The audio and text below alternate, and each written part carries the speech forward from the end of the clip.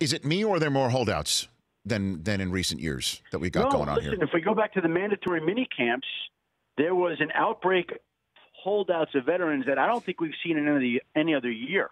It was far more than normal. And now, this year, Le'Veon Bell hasn't signed his first tender, so he cannot be considered, even though he's not there at camp. Julio Jones is a no-show. Aaron Donald is a no-show. Earl Thomas is a no-show. That's three right there. Taylor Lewan decided to report. Khalil Mack is in question still. That could be another.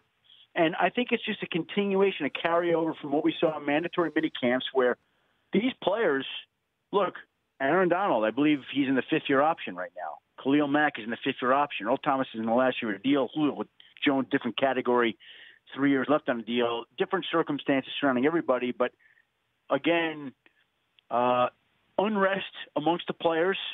And I don't know if it's on the heels of the players seeing the NBA contracts, if that has anything to do with it. I don't think so. I just think these guys are just they want more guarantees. They want a bigger piece of the pie. They see other people getting more salaries. The salaries accelerate every year at a greater and greater pace because there's more money in the cap. And so a player like Julio Jones wants his cut of the pie. And he's not getting it right now. Well, Adam, I mean, I think you're hitting on something. I think the NBA salaries definitely are being put in front of a lot of these players on Twitter or Instagram. They probably follow a lot of the NBA players, and they're friends with them, or they do pick up games with some of them, and I think they see that. And I think part of it, too, is, just seeing how fantasy play is becoming more prevalent in the world. And when I say that, I mean so many millennials might not be rooting for an actual team. Like you and I grew up with right. we grew up with our favorite team poster on the wall, or dare I say, the sheets and pillowcases with all logos of the NFL teams on them, right? But millennials' teams are their fantasy teams. And I think players are kind of viewing their value in that too, and I just don't know how that manifests itself in an actual paycheck. And it's also more about they say this, like Rich.